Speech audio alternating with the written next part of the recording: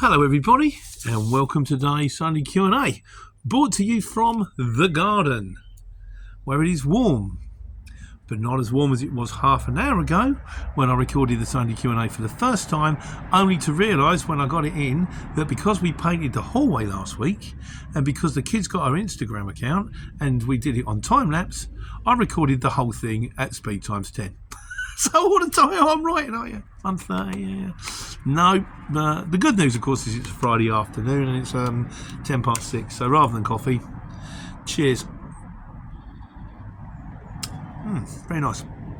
Right, so I haven't even got my bins on. Look at that, unprepared. Little case out. So this week's intro, Leachy says, because we did the one with the Viola bin lorry. He said, I watched the bin lorry do exactly the same thing down in Fareham on Monday morning. Yeah, it's quite fun to watch. I have done a little separate video that we're on the TikTok now.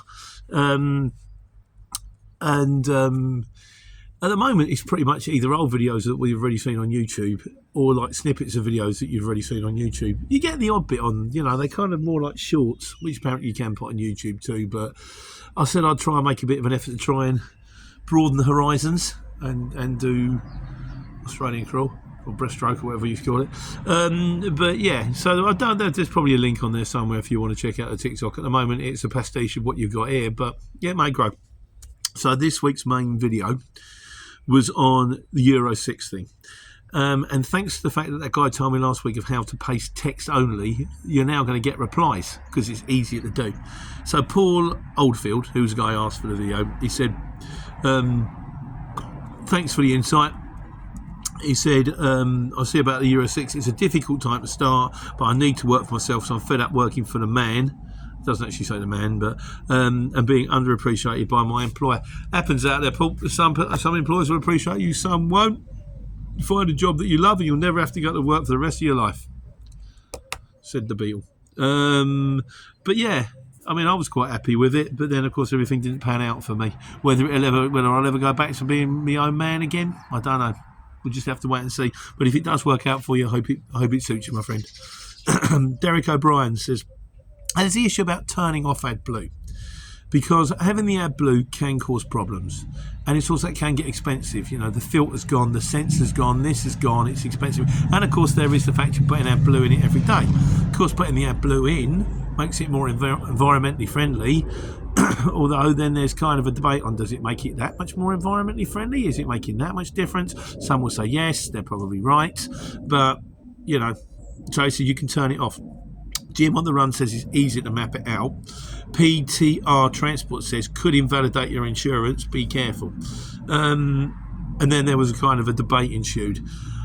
I know someone who has turned off the AdBlue in his vehicles, and he said they still go through the MOT, they still pass the emissions thing, and he doesn't have any trouble. It's about 500 quid to remap a vehicle, as far as I can work. For a big vehicle, whether it's less for a small one, I don't know. I've never done it.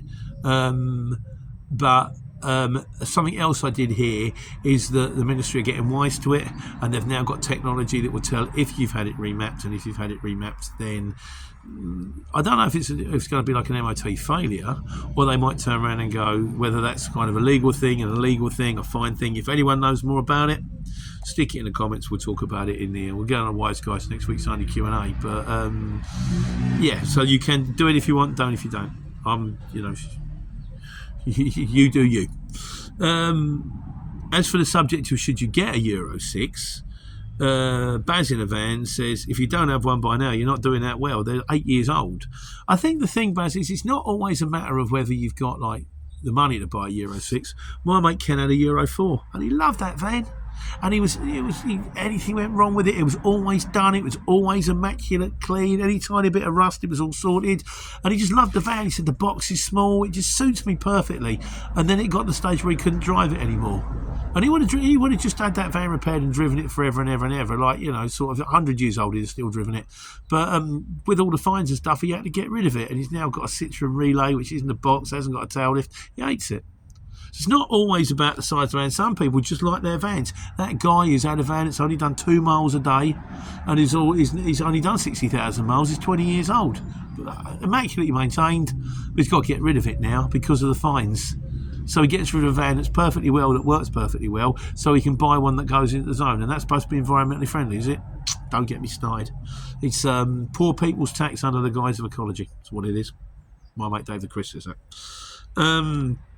Domain name guy, he says, customers will start to refuse to pay ULEZ fines and congestions because there are not enough...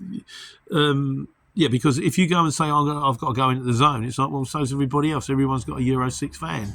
It also makes me wonder from the point of view of the people that are issuing these fines, their fine levels must be going down. So they must be thinking, we're losing revenue here. So what do? Turn around and say, only battery vehicles. No, there's not enough battery vehicles. We'll never get away with that one. There'll be something. They'll come up with some way of, going, it'll be Euro 6 after a point or something like that because they're even better. You wait and see. They'll have us. I'm telling you, poor people's tax on the guise of ecology. He also says, I wonder how multi-drop drivers even do drops in London with like box junctions and cameras and red routes, and it makes you wonder. They do. Maybe it's more of a suburbs thing.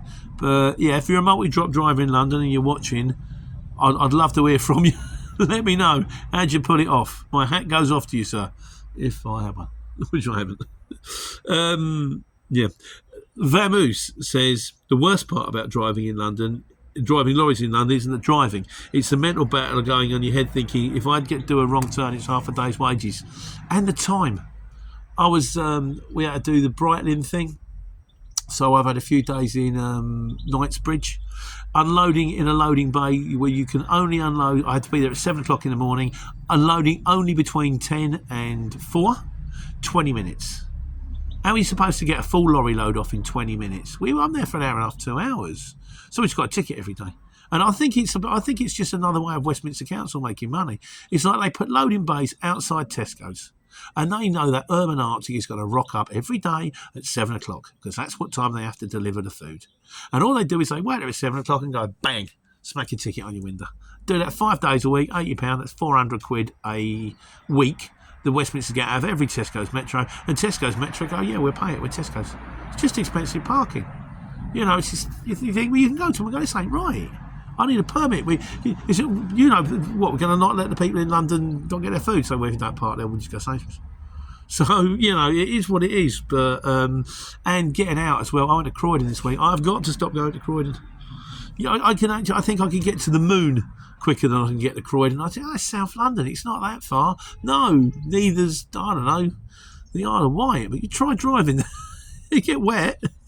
Sort of. I'd swap my lorry for a duck. They're amphibious ducks. Been on those. They're quite fun. But as you drive, anyone who's doing a multi-drop in London, let's say hat goes off. Worst part about driving in London, half a day's wages gone. You're not wrong. And it's happened. I accidentally went for a no right turn. Yep, that was a fine. And finally on the matter, User RR says, thanks for your insightful post. I'm very interested in doing anything to do with the industry. And on another point, he said, I have nothing to do with the industry, but he finds it interesting. And on another point, your union flag is upside down. 2 points on this. Firstly, well done for using Union flag, not Union Jack. You only get Union Jack on board a ship, although you can use Union Jack. It's acceptable. And secondly, I just couldn't be bothered to find the time to work out which one was up. I'm not a traitor. Just sort of like, just put it up, just wide it up. I'm a bit like that. I'm a bit bomph, sticking it up, so that sounded wrong, didn't it? Yeah, we ignore that. And finally, from Gary, who said my really good Ford Transit Custom is Euro 6. It's my secret thing, isn't it? I keep slagging them off. I actually really like them. They look really cool. You look on the driveway, they kind of, you could be, if you soup it up just the right way. Yeah, I do actually like people. I mean, I don't, for carrying loads, you don't get a lot in them. And, is it a big van? Is it a small van? Is it both? No, it's neither, but it is still quite cool. So there you go, Gary, I'll give you that. So, right, this week's Wise Guys.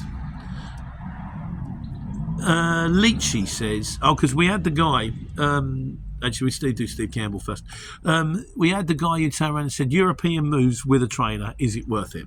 Steve Campbell says, you would need an O licence and a tachover a van with trailer, no other driving test required and no driver's CPC.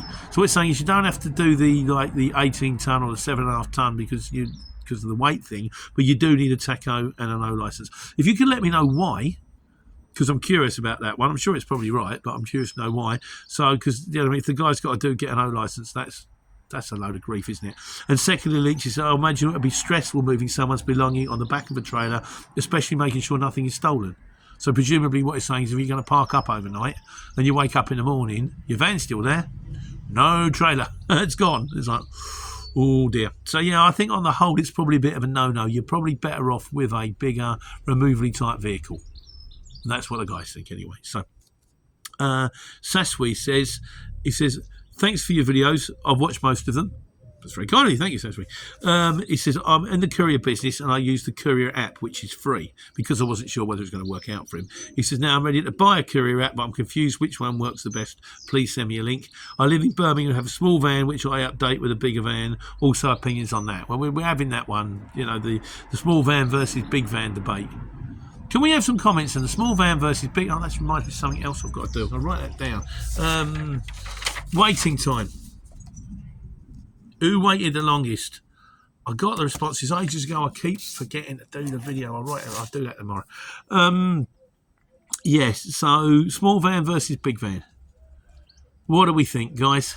Small van, big fish, little fish cardboard box. Been a long time since my raving days, as you can probably tell.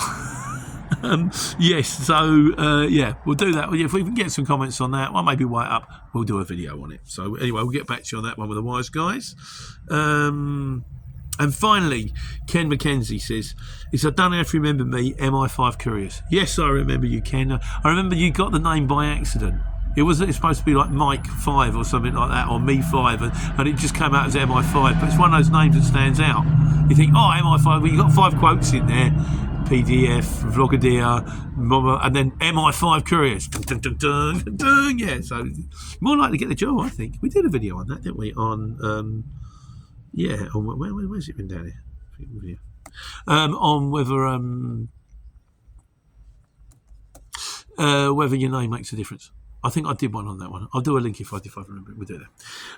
But he says, I was on the CX before and liked it. Looking to rejoin one if I should get a curtain side or small van. Do you know anyone who has a curtain side Sprinter type van so I can put their brains a bit? You don't see many curtains. You must mean curtain side Sprinter box, not just like a normal Sprinter van, like a rigid type sort of. That would work. So anyway, let's have a debate for Ken and Sassy. Big van, little van. Big fan, little fish.